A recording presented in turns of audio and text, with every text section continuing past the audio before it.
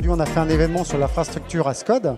Donc, vous allez me dire, mais qu'est-ce que c'est infrastructure as code? Aujourd'hui, on a clairement des grandes questions sur les déploiements des infrastructures. On parle souvent de cloud, d'hybrid IT. Et l'infrastructure as code, c'est tout simple. C'est avoir la capacité de piloter l'infrastructure, donc les serveurs, le stockage et le réseau, en ligne de code. Et on appelle ça des API, pour pouvoir utiliser ces API sur les couches un peu hautes et pour simplifier le déploiement des infrastructures.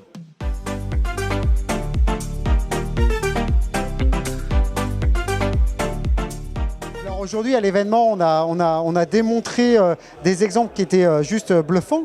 Un exemple très simple, c'est qu'on a la capacité de faire des tests sur des environnements qu'on appelle bare metal, avec des déploiements sur des machines virtuelles ou non, avec des environnements type Kubernetes. Et on a vu qu'on était beaucoup plus rapide sur des environnements bare metal. Et c'est vrai que c'était assez bluffant, puisqu'on avait en temps réel les résultats sur de l'infrastructure as code avec du Synergy.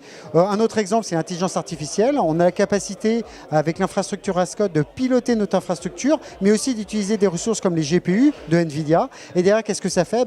On a des gains de performance jusqu'à fois 70 pour rapport à un environnement avec ou sans GPU.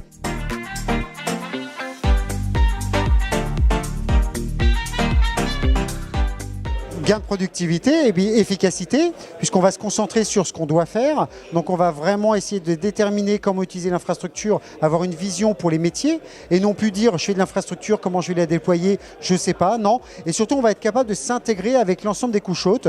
Donc on va parler containers, on va parler virtualisation, on va parler hybrid IT, donc on va parler aussi des environnements cloud, et on va utiliser en fait ces API pour justement créer la connexion sur l'ensemble de ces couches. Et ça c'est vraiment un plus.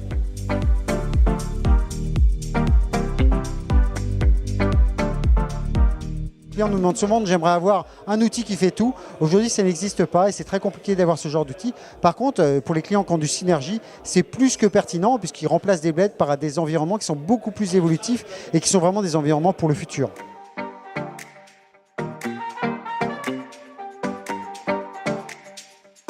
L'avenir, c'est avoir la capacité de faire de l'infrastructure as code et piloter aussi sur les couches hautes cette infrastructure pour que ça soit complètement transparent pour nos clients.